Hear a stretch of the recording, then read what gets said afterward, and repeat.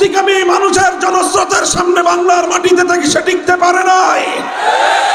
আশ্চর্য লাগে যে একটা বিধবা নারী, তার তো এত সম্পদের প্রয়োজন হয় না।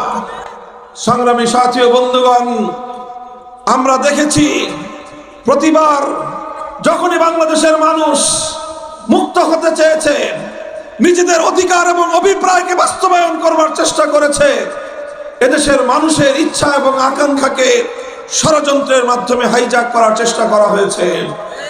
আমরা দেখেছি 1971 সালে যখন এদেশের মানুষ জালিমের বিরুদ্ধে লড়াই করে মজলুমের অধিকার প্রতিষ্ঠার জন্য দেশটাকে স্বাধীন করেছিল, যে দেশের স্বাধীনতার ঘোষণার শুরুতেই আল্লাহর উপর অবিচল আস্থা এবং বিশ্বাস রেখে ইনশাআল্লাহ বলে যে মুক্তিযুদ্ধের সূচনা হয়েছিল, যে মুক্তিযুদ্ধের কথা ছিল জালিমের বিরুদ্ধে মজলুমের লড়াই, সেই মুক্তিযুদ্ধ শেষ হতে না হতে 71-এর 16ই ডিসেম্বরের পরে 72 সালে এসে ভিন দেশি একটি এজেন্ডা বাস্তবায়নের মাধ্যমে আরেকটি দেশের প্রেসক্রিপশন অনুযায়ী সেই দেশের সংবিধানের মূল 4 নীতিকে ভিত্তি করে বাংলাদেশে 72-এর সংবিধান তৈরির মাধ্যমে 71-এর মুক্তিযুদ্ধের চেতনাকে হাইজ্যাক করা হয়েছিল।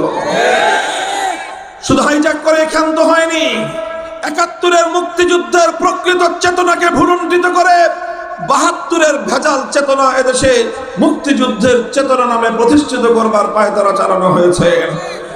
এরপরে 72 সাল থেকে 2024 সাল পর্যন্ত যারা সেই বাকশালী, সেই 72-এর ভেজাল চেতনার বিরুদ্ধে কথা বলতো, তাদেরকে স্বাধীনতা বিরোধী শক্তি হিসেবে আখ্যায়িত করবার পায়তারা চালানো হয়েছে। এভাবেই বিগত ফ্যাসিবাদী সরকারের নেতৃত্বে বাংলাদেশকে বিভাজিত করে, বাংলাদেশকে বিভক্ত করে এদেশের অগ্রযাত্রাকে রুখে দেওয়ার গভীর এক ষড়যন্ত্র বাস্তবায়ন করা হয়েছে। সংগ্রামী সাথী ও বন্ধুগণ, আমরা দেখেছি এদেশের মানুষ যখনই তাদের অধিকার আদায় করবার জন্য মাঠে নেমেছে, সর্বশেষ আমরা দেখেছি এদেশের 4 কোটি ছাত্র জনতা কোটা সংস্কার এবং কোটা বিরোধী আন্দোলনে যখন তাদের ন্যায্য অধিকার প্রতিষ্ঠার জন্য সংগ্রামে নেমেছে, 4 কোটি দামাল সন্তানদেরকে ক্ষমতার মসনদে বসে ভিন দেশি কৃতদাসী স্বৈরাচারী শেখ হাসিনা রাজাকারের বাচ্চা বলে গালি দিয়েছে। তখন বাংলার প্রতিটি শিক্ষাঙ্গন থেকে আমার ছাত্র জনতা ঐক্যবদ্ধভাবে স্লোগান তুলেছিল। তারা বলেছিল, অধিকার চাইলে যদি রাজাকার হতে হয়, ইনসাফের কথা বললে যদি রাজাকার হতে হয়, দেশের পক্ষে কথা বললে যদি রাজাকার হতে হয়। রাতের গভীরে প্রতিটি শিক্ষাঙ্গন থেকে স্লোগান উঠেছিল, আমি কে তুমি কে। সেদিনই স্বৈরাচারী শেখ হাসিনার বিভাজনের রাজনীতি, ভণ্ডামির রাজনীতির কবর রচিত হয়েছিল। সংগ্রামী সাথী ও বন্ধুগণ, এরপরে সে বিতাড়িত হয়েছে 5ই আগস্ট। বিতাড়িত হওয়ার পূর্বে বাংলাদেশ যেন নিজের পায়ে দাঁড়াতে না পারে, বাংলাদেশ যেন সামনের দিকে অগ্রগামী না হতে পারে, তার যা করণীয় ছিল, যা করা সম্ভব ছিল সবগুলোই তারা করেছে এবং আরেকটি দেশের এজেন্ডা বাস্তবায়ন করে বাংলাদেশকে ভিন্ন আরেকটি দেশের করদ রাজ্যে পরিণত করবার ষড়যন্ত্র চালিয়েছিল।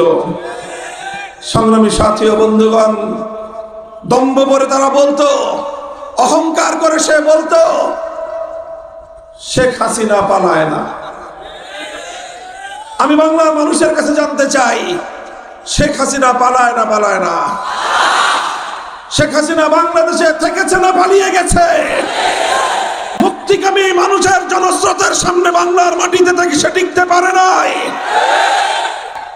পালিয়ে যাওয়ার আগে বাংলাদেশে সে কি করেছে আশ্চর্যান্বিত হতে হয়। লক্ষ লক্ষ কোটি টাকা বাংলাদেশ থেকে পাচার করেছে। আশ্চর্য লাগে যে একটা বিধবা নারী, তার তো এত সম্পদের প্রয়োজন হয় না, সে তার সাঙ্গপাঙ্গদেরকে নিয়ে, তার পরিবারের সদস্যদেরকে নিয়ে এভাবে দেশটাকে খোকলা করে দেশের সকল অর্থবিত্তকে বিদেশে পাচার করে বাংলাদেশের অর্থনীতির মেরুদণ্ড ভেঙে দেওয়ার পায়তারা চালানো। কারণটা কি? কারণ আর কিছু নয়, এত সম্পদের প্রয়োজন ওই সে সম্পদ চুরি করেছে মূলত বাংলাদেশের অর্থনীতির ভিত ধসিয়ে দেওয়ার জন্যই। বাংলাদেশ যেন বিশ্ব দরবারে মাথা উঁচু করে দাঁড়াতে না পারে, এটাই ছিল তার দূরভিসন্ধি। এই দূরভিসন্ধি সে কেন করেছিল? কারণ তার রাজনীতিটাই ছিল বাংলাদেশের মানুষের কাছ থেকে প্রতিশোধ গ্রহণের রাজনীতি।